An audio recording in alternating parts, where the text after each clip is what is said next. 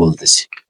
I use to play football, আমি football খেলতে অভ্যস্ত ছিলাম, মানে আমি আগে কাজ করতাম। I use to play football, আমি ফুটবল খেলতে কি অভ্যস্ত ছিলাম, অতীতের কথা।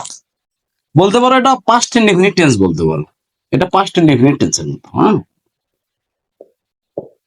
Past indefinite tense.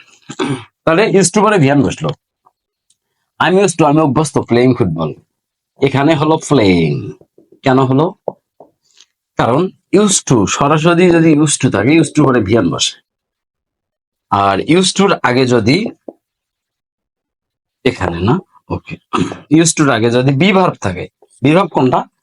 M, is, আর, ওয়াজ, আর এগুলো যদি থাকে, তাহলে তারপরে ভিয়ান প্লাস আইএনজি আসে। এই যে এখানে ইউজ টুর পরে কি আছে? একটা বি ভার্ব আছে। বি ভার্ব মানে এম, ইজ, আর, ওয়াজ, আর, এই পাঁচটা। এই জন্য আমাদের প্লেইং হলো। এখানে ইউজ টুর আগে বি ভার্ব নাই, তার মানে এখানে ভি অন।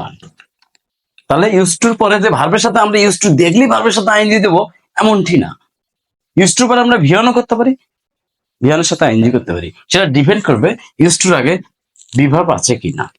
এমনা দিয়ে এখানে ওয়াজ দিলাম যে I was use to playing football, আমি ফুটবল খেলতে অভ্যস্ত ছিলাম। I am use to play football, আমি ফুটবল খেলতে অভ্যস্ত।